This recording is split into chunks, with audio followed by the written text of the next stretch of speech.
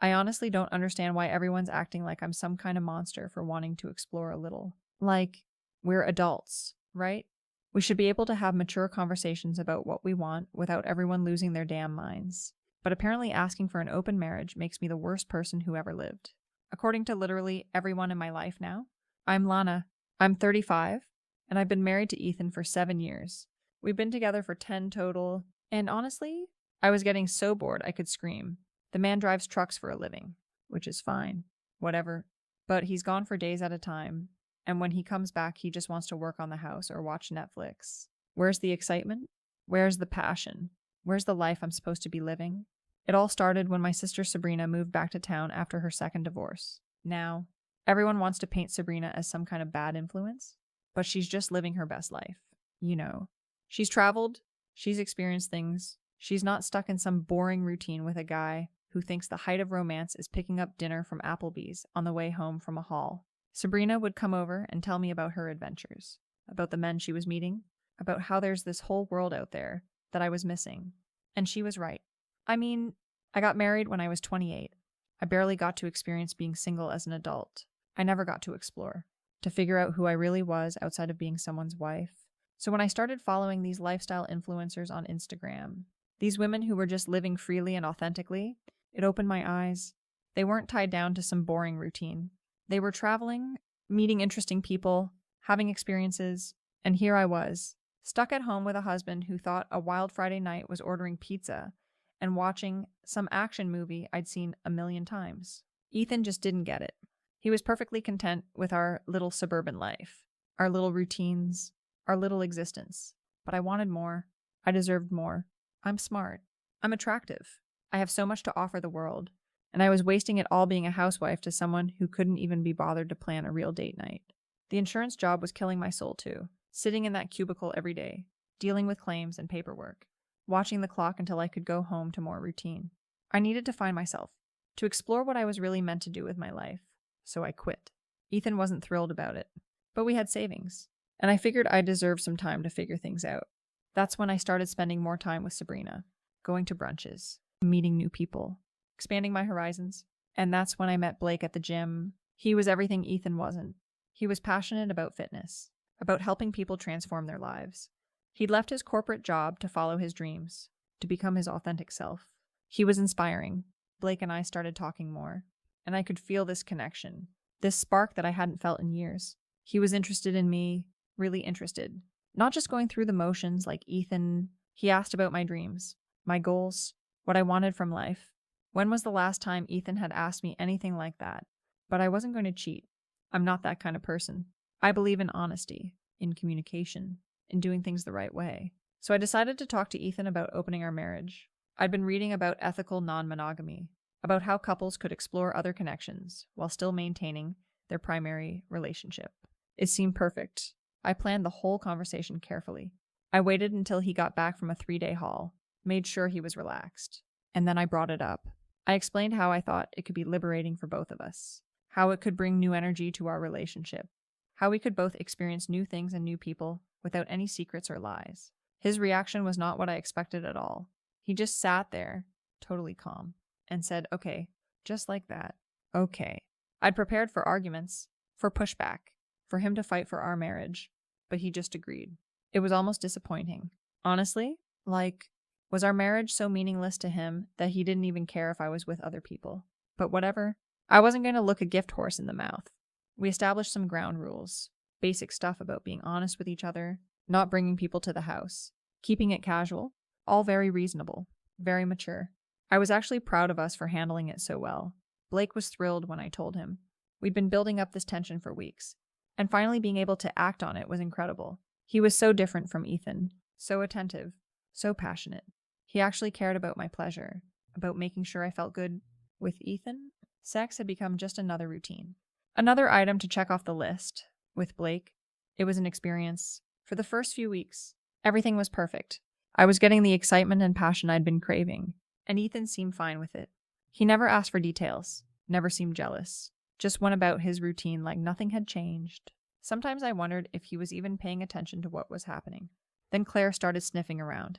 Claire lives 2 doors down, and she's always had this thing for Ethan. I've seen the way she looks at him, the way she finds excuses to chat when he's working on his truck. She's one of those women who thinks being a fitness instructor makes her God's gift to men, with her perfect little body and her flirty little smiles.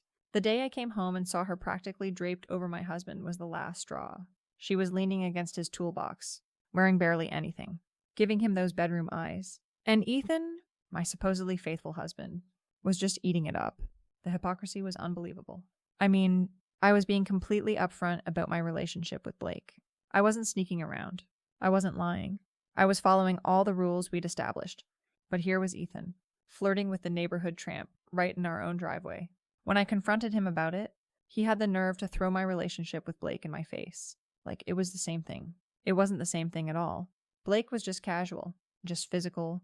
There were no emotions involved, no complicated history. But Claire had been circling Ethan for years, and she definitely had feelings for him. If he got involved with her, it would be messy and complicated and emotional, which was exactly what we were trying to avoid. But did Ethan understand that? Of course not. He just kept saying we had an open marriage. Like that meant he could do whatever he wanted with whoever he wanted. He was being deliberately obtuse, pretending he didn't understand the difference between a casual hookup with a stranger and getting involved with someone who'd been trying to steal him for years. The whole thing with Claire made me realize that maybe Ethan wasn't handling the open marriage as well as I thought. He was starting to act weird, distant, like he was planning something. He'd disappear for hours, claiming he was at the garage with his friends. He started working out more, which was suspicious because he'd never cared about fitness before. He was definitely up to something. I started paying more attention to what he was doing, checking his phone when he was sleeping, looking through his emails. I wasn't being paranoid. I was being smart. Something was off, and I had a right to know what my own husband was up to. But I couldn't find anything, which made me even more suspicious. If there was nothing to hide, why was everything so clean? Then Claire had the audacity to invite us to a barbecue at her house. Obviously, it was just an excuse to get closer to Ethan, to show off in her little bikini and try to seduce him in front of the whole neighborhood. I told Ethan we weren't going, but he went anyway. He actually chose that woman over me, his own wife. When he came home from Claire's little party, I could tell something had changed. He had this look in his eyes, this confidence that hadn't been there before, and when I asked him about Claire, about what had happened at the barbecue, he was evasive. Clearly, something had gone on between them. That's when Sabrina came over to talk sense into him. She could see what was happening, how he was trying to hurt me by pursuing Claire. She tried to explain to him that this wasn't what we'd agreed to, that he was being vindictive and cruel. But he just dismissed her, like her opinion didn't matter. The tension in the house was getting unbearable. Ethan was cold and distant, barely talking to me unless it was about practical stuff. He was punishing me for having a relationship with Blake, even though he'd agreed to the open marriage in the first place. It was like living with a stranger. I tried to reconnect with him, to show him that our marriage was still important to me. I made an effort to be more affectionate, to spend quality time together, but he just pushed me away. He was clearly having some kind of midlife crisis, acting like a completely different person. Meanwhile, my relationship with Blake was getting more serious. We'd moved beyond just the physical stuff and were actually connecting on an emotional level. He understood me in ways that Ethan never had. He supported my journey of self-discovery, encouraged me to follow my dreams, made me feel like I was worth something. Blake started coming over to the house sometimes when Ethan was on the road. I know we'd originally said no bringing people home, but circumstances change, right? Rules evolve, and it wasn't like Ethan was sticking to the original agreement anyway, not with the way he was carrying on with Claire. The night everything fell apart, I'd been having such a good evening with Blake. We'd been talking about the future, about possibilities, about what life could be like if we were both free to pursue our connection fully. He was everything I'd been missing in my marriage, everything Ethan had never been. When Ethan walked in and saw us together, his reaction was completely over the top. He acted like we were committing some kind of crime, like we were betraying him somehow. But we weren't doing anything wrong.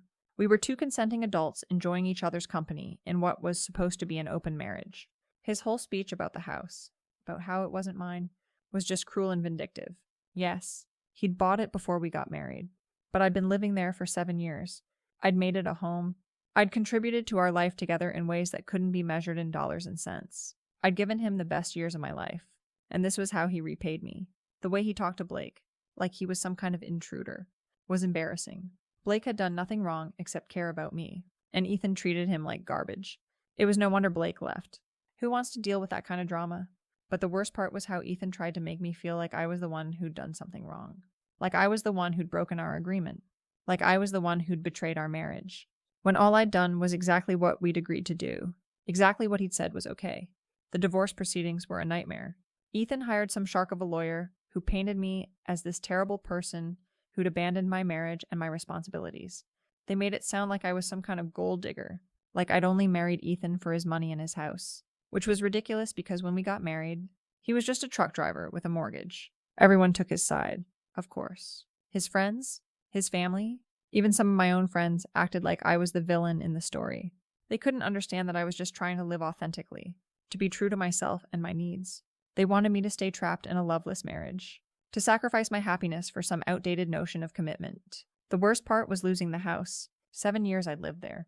7 years I'd made it a home. And legally, none of that mattered.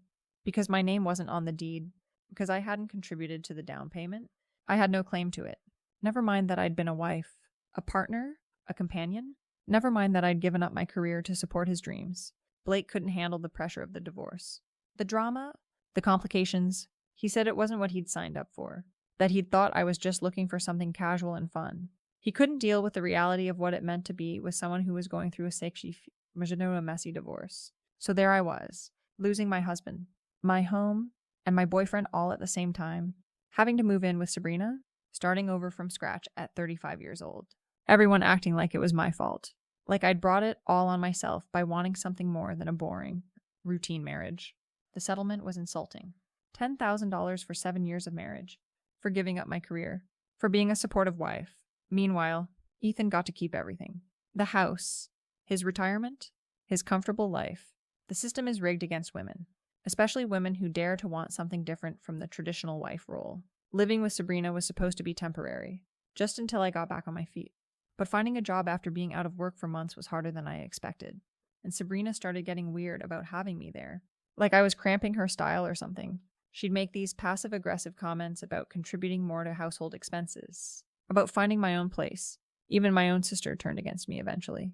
She said I was bringing too much drama into her life, that she needed space to focus on her own relationships. This from the woman who'd encouraged me to explore, who'd opened my eyes to what I was missing. The hypocrisy was unbelievable. So now I'm living in this tiny studio apartment, working at a job I hate, starting over at an age when I should have been settled and secure. All because I had the courage to ask for what I wanted, to refuse to settle for a mediocre marriage with a man who couldn't give me what I needed. Ethan's doing great. Of course, I heard through mutual friends that he's lost weight, that he's been seen around town looking good, seeming happy, probably with Claire, though no one will say for sure. It's easy to be happy when you get to keep everything while your ex-wife loses her home, her security, her whole life. People act like I should have just been grateful for what I had. Like I should have been content to live a small, quiet life with a man who saw me more as a roommate than a passionate partner. But I wanted more. I deserved more. I still deserve more. Maybe I made some mistakes along the way. Maybe I could have handled things differently. But I was trying to save my marriage, trying to bring some excitement and energy back into our relationship. I was trying to find a way for both of us to be happy, to get what we needed without having to end everything. The open marriage could have worked if Ethan had been mature about it, if he'd understood what I was really trying to accomplish. But instead, he turned it into some kind of power play, some way to punish me for wanting something he couldn't give me. I don't regret asking for what I wanted. I don't regret refusing to settle for a boring, passionless marriage. I don't regret trying to find myself, to explore who I could be outside of being Ethan's wife. What I regret is trusting him to handle it like an adult, trusting him to want what was best for both of us. Now I'm starting over, building a new life from scratch. It's scary and it's hard, but at least I'm being true to myself. At least I'm not pretending to be satisfied with something that was slowly killing my soul. And maybe someday I'll find someone who can appreciate what I have to offer. Someone who won't punish me for having needs and desires and dreams. The whole experience has taught me that you can't trust anyone to have your back, not even the person you're married to.